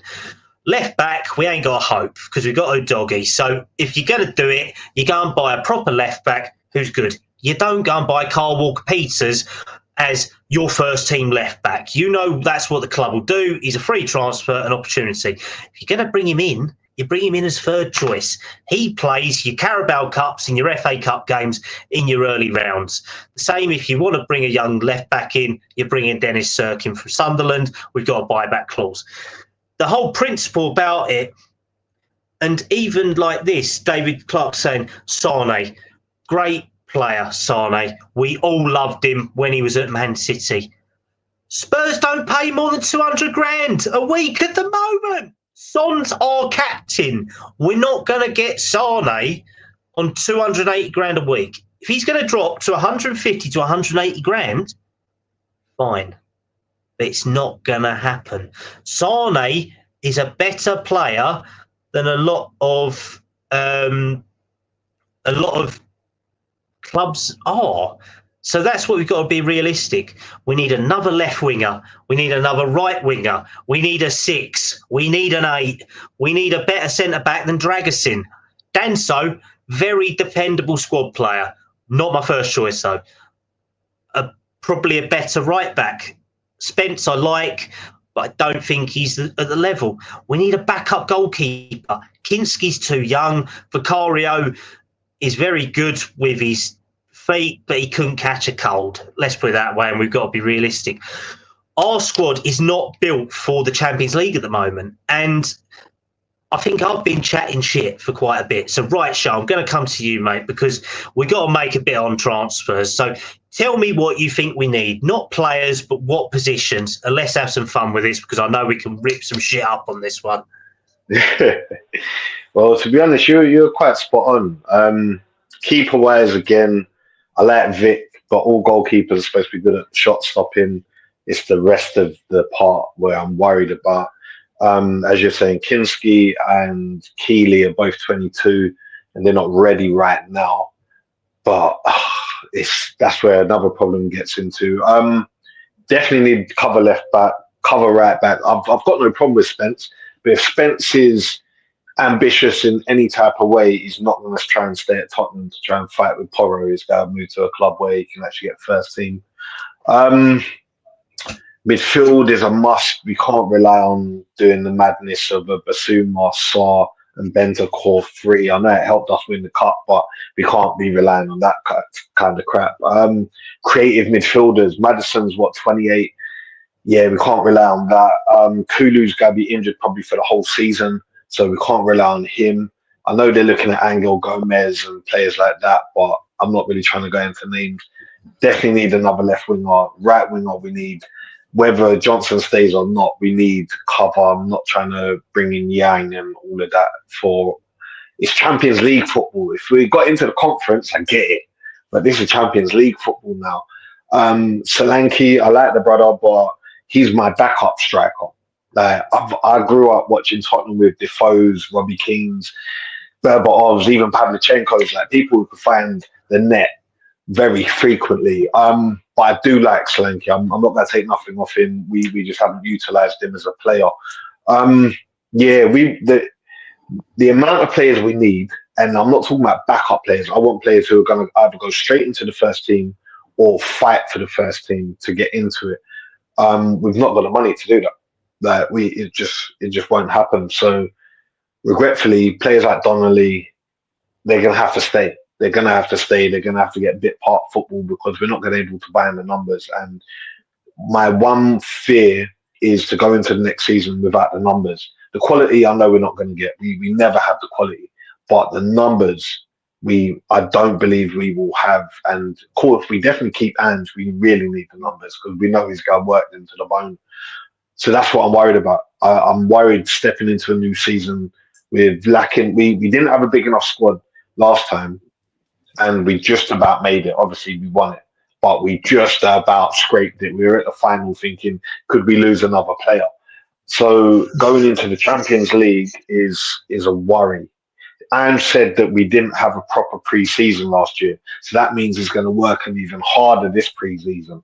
So I'm just like, yeah, I'm worried. Hold on that. I'm really worried.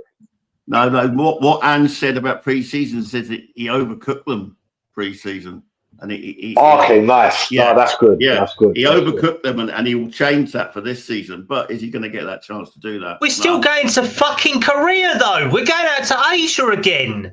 Yeah, aren't we playing Arsenal? Money. Yeah, we're playing Arsenal. We're playing Newcastle. We've then got a game against Bayern as well. I mean, don't get me wrong. I appreciate that there is so many fans across the world, and we love Spurs fans. I mean, Korean fans are amazing. American fans, 95% are amazing. There are some twats, though. There are amazing Australian Spurs fans as well.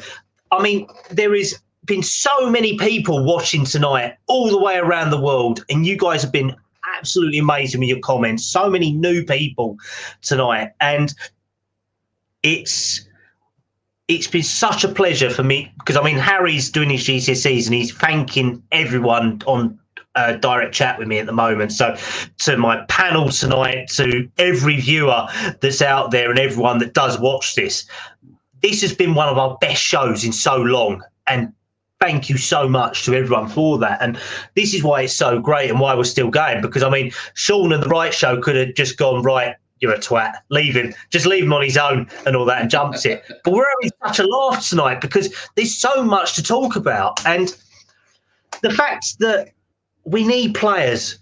We can't overkill ourselves in pre-season. We can't travel around the world. We don't have a squad capable of travelling around the world.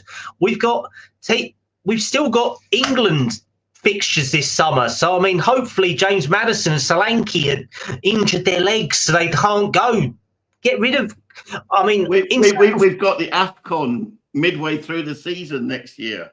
Great. So if that's and great... And then the World Cup. I didn't even know that. That's crazy. Yeah. See, this is where I'm worried about, because we've got international players.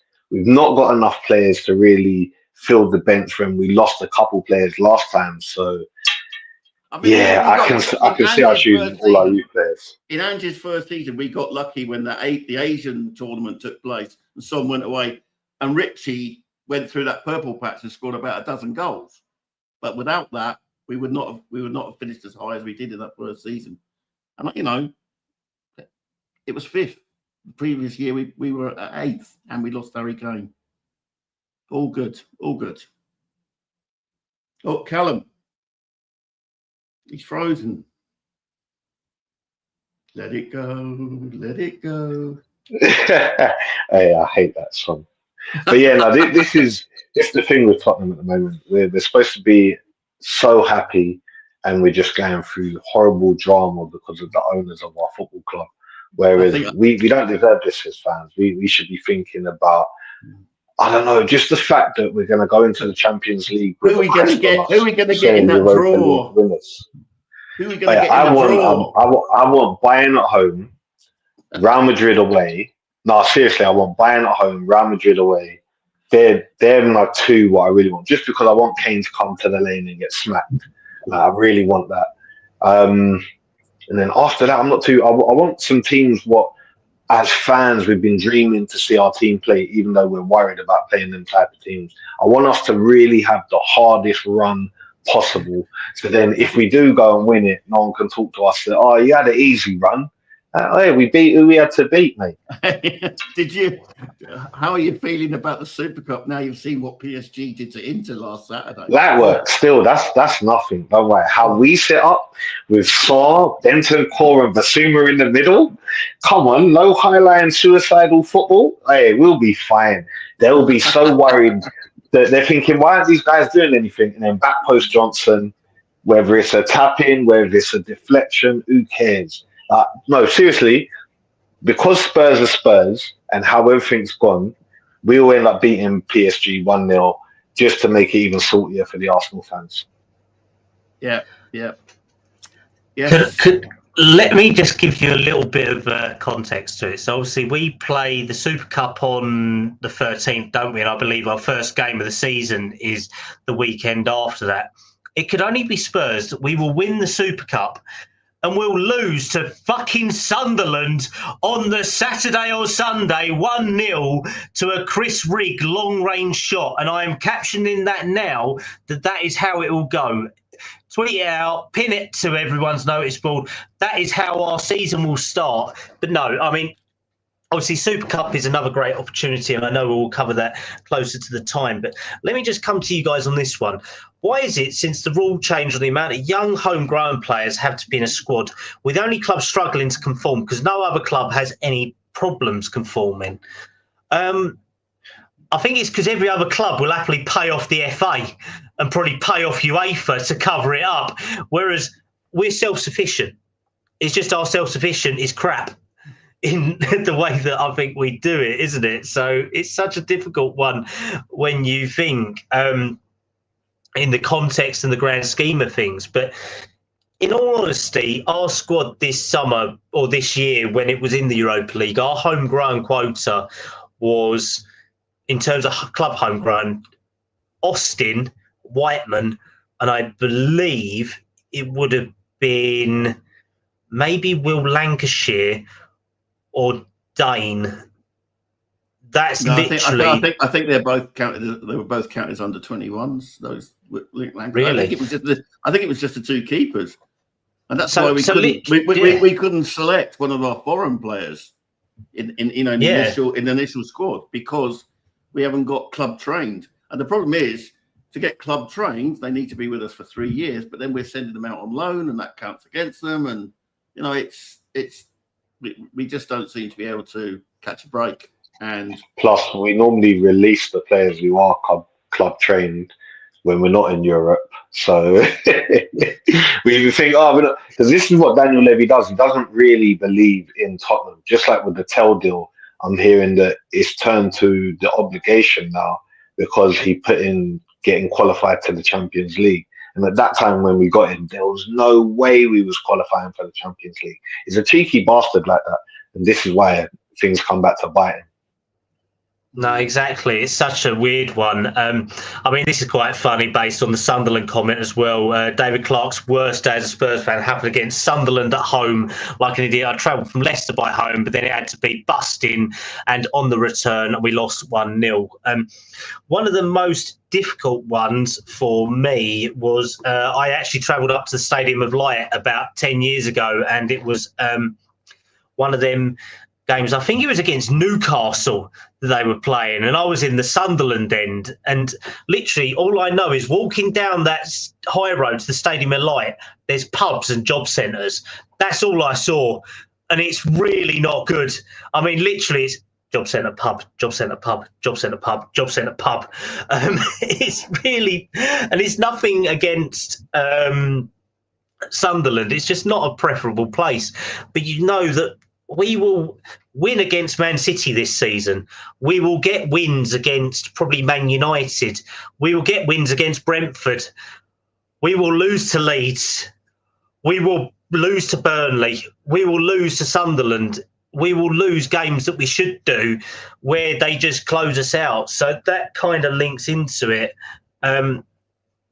It's such a difficult one, and it all links back to Ange, and this is our Ange show. This is our Ange show to say that we would rather us stick with him at least if the club are going to back him. If they're not, make the decision freaking quickly. And that's where we are weak as a club. We hold on to players too long, then we lose them for no resale value. We are very sentimental as a club. We don't give away nice things. We're not brutal enough as a club. We think about the go-karting, the new hotel that we're building, the new properties we're building down the high road. We don't make them crucial decisions when they should be made. And if we was going to sack Ange, it should have been a week ago, shouldn't it? It should have been after that Brighton game if we were to do it, because we could have had a lap of honour.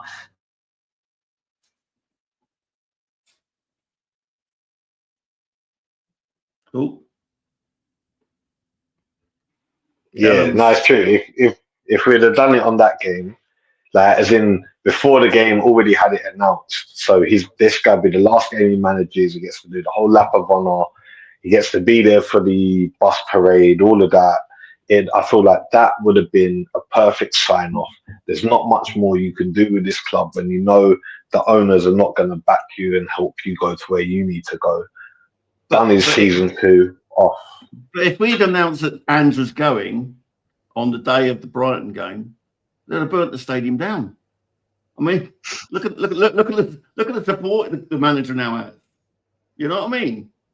Turns on one game. Of course. But I mean, as in, at least they would have at least got to do the whole say thank you or announce it at the parade, but get it so he's the one announcing it, not stating, I've just been sacked. I think it's time to leave. We've done a great job here. With the fan. Because this is horrible. The whole waiting for this is horrible. The way how they did it with Martin Yole, horrible. The way how they got rid of Jose just before a cup final, horrible. This is what we do. We'll lead a manager to getting sick that he's ended up having to snap and going mad after a loss to Southampton. This is what this club does to us. It just turns our managers crazy. Like you had Poch talking about this might be the most they're able to achieve if he wins the Champions League. How's Poch thinking of leaving when he wins the Champions League? Because he knows this is the most you're going to be able to do with this club. Like you've got them to a position what somehow we weren't meant to be. Because let's be real, some of the games we played, like especially against like Rangers, Roma, some of them games, it was just like, how the hell are we even going to get through to this and actually win this thing? But somehow the players did. So me personally, as I said, I'd have just kept him just to have got it over and done with and be like, look, you're 1 year left, just work that out, see how you do, and then we keep moving. But if we're going to do the whole sacking thing, there's no right way to do it. Yeah. Everyone knows. So unless you keep him, that's the only way now. And that's the thing. So if anything, let's pull a pin on this grenade and let's lob it straight into the bullshit that's Daniel Levy. And surely if we weren't going to sack him on the Brighton day, he should have done his post-season speech there on the ground going, we're backing Ange. Ange will be our manager for season 3. And season 3 will be better than season 2 and season 1, shouldn't it? That's what clubs do. But we don't. A lot of Premier League clubs are naive like this, but when Serie A clubs like in Italy do it, they speak. I don't know if you saw what with De Laurentiis with Napoli. He was singing Conte's praise at the weekend. He was bigging him up. He's like, he's staying. What's that scene from Wolf of Wall Street? I'm not leaving. I'm not fucking leaving. It's just like, this is what we want. But we don't The only get it, video do we? he got of Levy was when he was pissed up with the players and whatnot, and he had his little mini speech after. And he looked like a that's all bellend we'll while get. doing it. Every- He looked like a this is the bellend thing. doing it. As I said, he looked disappointed. Yeah, 100%. So he's like, oh, fuck, these bastards have done it. Now I'm going to have to pay money to sort out a parade. Even the fact that the day he put the parade on, he knew that schools were still on and everything. So he thought, yeah, these jokers ain't going to win this. And that's where we are. We are no further forward than where we are a week and a half ago. And yes, we are champions in the Europa League, but as a club, we don't know where we are. We've had a whole restructure at the top.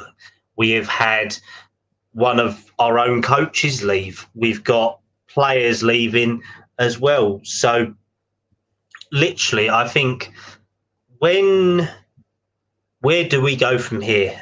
And I think that would be a nice point to leave it on, because I know all of us are tired.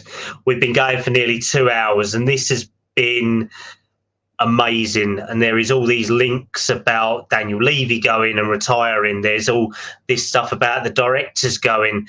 I don't know who comes up with this shit. And I don't think any of us on a Monday night at 21:54, we've been talking for a long time.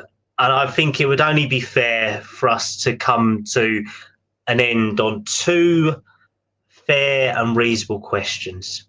And we will all go round and we'll all answer them with a 1-word answer, I think would be fair. And Sean, I'll come to you first. Are you Ange in or Ange out? And will Ange be the manager next season? I'm 100% Ange in. You know, you don't know. I live in just outside Glasgow, and so I saw what he did at Celtic. He joined a team that were broken, and he rebuilt them and won 5 out of 6 trophies. So I'm 100% Ange in. But as to whether he's there on August the 15th, who knows? Maybe tomorrow we'll find out. Maybe tomorrow. My dealings with Daniel Levy, I have any dealings with Daniel Levy other than giving him my season ticket money, is that he won't be there. But I want him to be there because the players are invested. I'm invested, and that to me is everything about being a football fan, being a follower of Tottenham Hotspur Football Club. And I really appreciate that, mate, because I can feel that bung in your throat that you've got, that we've all had since that Europa League final. So, no, that's really good. Right, Show, before I come to you, we've got Levy out, Lewis out, Paratici out. Levy can go. Lewis is behind bars. Paratici ain't even in the fucking door yet. So it could be Paratici, stay on the plane. Let's go with that line for that one. And then David Clark has gone, I'm Ange out, but he deserves another season for winning Europa League, which I think is very fair. So, the Right Show, same question to you, mate. Are you Ange in or Ange out? And will Ange be the manager next season? To be honest, I'm the same as David. I'm Ange out, but because he won us that cup and gave me one of the best days of my life, I'd definitely say he deserves one more season. Will he be here? I'm just trying to think. Levy normally does stuff to annoy us and upset us. If the majority of the fans want him to stay, then I'll believe he'll go. But if the majority of fans want him to go, I believe he'll stay. That's how I feel it will be. No, completely fair, mate. I have just been messaged by someone that potentially we may be getting some clarity on Ange's future tomorrow, which will be quite interesting. So if it is, it's one of them where it's stick or twist at the moment. And apparently the person that I'm speaking to has been having someone else text them saying it's a bit backwards and forwards. So it's something I may be able to release later on tonight. But if not, hopefully we may get clarity tomorrow. I'm really not sure yet. And from my point of view, I feel that I'm like David Clark. I feel that Ange deserves another season for the Europa League. Spurs need to back the poor sod, though, or he'll just end up another manager fallen by the wayside and will be changing by Christmas. Do I think he'll be manager at the new season? No. Based on what I've heard, I honestly don't think he will. But I think he'd be wrong. I think Spurs will be back at stage 1 and we will sell a load of our best players. We will end up in this same rut. We will be doing an emergency podcast later on this week. Probably the Premier League podcast gets fucked off to another week somewhere. And I'll probably end up having all the boys on here. I'll have Rachel, the crazy person from Southend as well. She'll be on here. She'll be killing Levy. I'll probably have David Clark sending me a message saying, I want to be on here live. I want to vent. I'm ready to take on the world. And it's so unfair. But because we don't know where we are, we don't know which way's up, and we're going ahead to bed tonight with another night of uncertainty. And all of us have been here, seen it, done it through AVB, Pochettino, Tim Sherwood, Juan de Ramos, Martin Jol, Jose Mourinho, Conte, Nuno, Stellini, Mason twice, Harry Redknapp. Now it's Ange Postecoglou, and we don't have any clarity on what his future is because it's 50-50. So I think on that note, we will call it a night. And I have to say, what an amazing show this has been tonight. I mean, there is still over 30 of you watching live at the moment, and we've had that number consistently throughout the night. It's like Harry said earlier, one of the best shows we've had in months off the back of an incredible May. We've ranked 75th in the country for on one rating. We was ranked, I believe, 52 in the country on another survey as well, which has been amazing. And it's all down to yourselves as viewers, but also my amazing panels that I've had whilst Harry's been doing his GCSEs. So, Sean, I'm going to come to you first, mate. And you have been Spurs since '68, and you've been there, seen it, done it. If you was a year later, I would be pissing myself laughing, but I'm not allowed to say that live on air. But I just did, so fuck it. Let's go for it. But where can everyone find you, brother? And I would love to have you on again.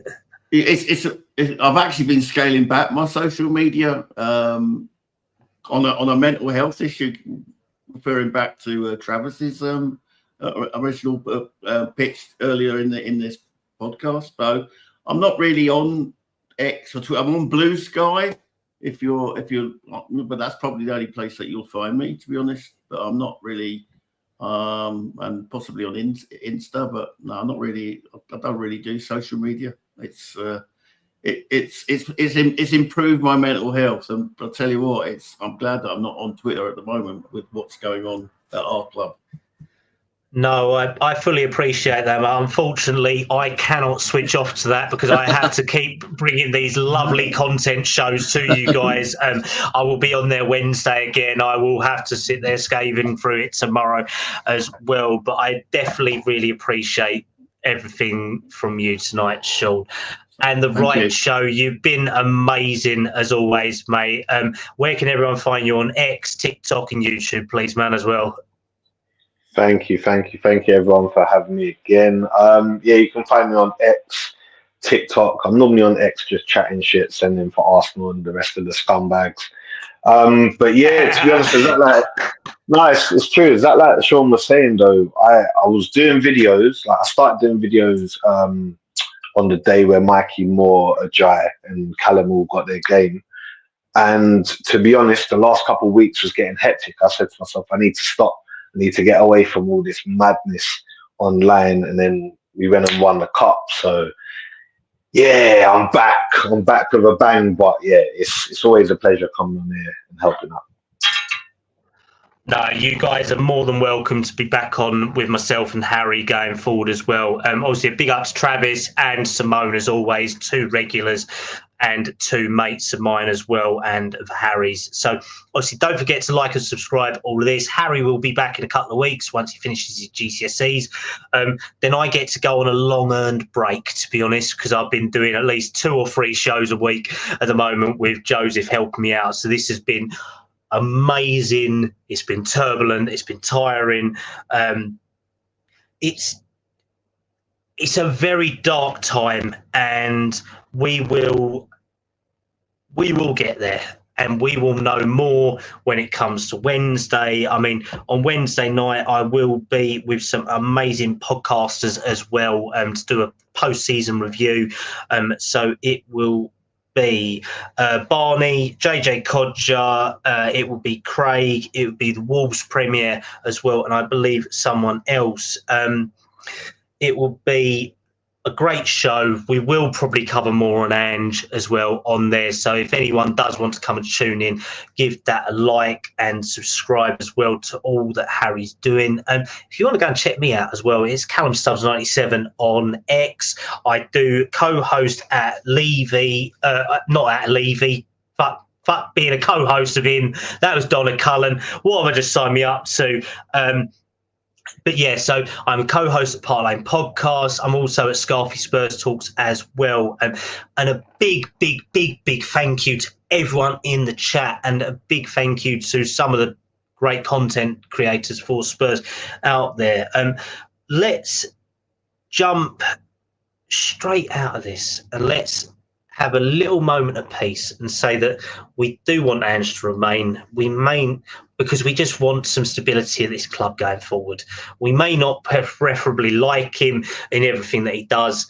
He has won us a trophy. He has got something there, and he has done something that we haven't seen in 41 years. So let's rejoice. Let's enjoy it. And a big come on you, Spurs. And thank you very much. And a good night and good evening.